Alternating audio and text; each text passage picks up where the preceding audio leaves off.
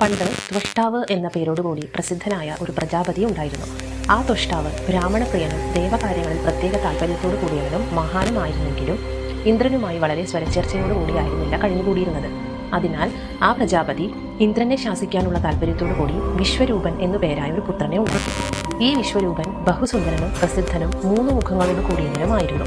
3 മുഖങ്ങൾ ഉണ്ടായതുകൊണ്ട് ഋഷിരസ് എന്ന പേര് കൂടെ അദ്ദേഹത്തിന് ഉണ്ടായിട്ടുണ്ട്. ഈ മഹാവീരൻ ലൗകികങ്ങളായ സുഖങ്ങളെ ഉപേക്ഷിച്ച് തപസ്സിനായിട്ട് പുറപ്പെട്ടു. അതിഘോരമായി തപം ചെയ്യുന്ന ഋഷിരസിനെ കണ്ടപ്പോൾ സദാ സന്ദേഹബുദ്ധിയായ ദേവേന്ദ്രന് ഇവൻ നമ്മെ പറ്റിക്കുവാൻ പുറപ്പെടുകയല്ലയോ എന്ന ഒരു സംശയം ജനിച്ചു. ഋഷിരസിന് ബലം വർദ്ധിച്ചാൽ അവൻ ഇന്ദ്രപട്ടം കൈക്കലാക്കാൻ ഇടയുണ്ട് എന്ന് അദ്ദേഹം ശ്വസിച്ചു. അതിനാൽ സ്വർഗലോക സുന്ദരികളെ വിളിച്ചു വരുത്തി അവന്റെ തപസ് ഏതു വിധേനയും മുടക്കുവാൻ ആജ്ഞാപിച്ചു. ഇതു കേട്ട ആ അപ്സര സ്ത്രീകൾ ആ ആശ്രമത്തിൽ ചെന്ന് ഒട്ടനവധി കാലം താമസിച്ച് പഠിച്ച വിദ്യകളെല്ലാം പരീക്ഷിച്ചു നോക്കി. ഒടുവിൽ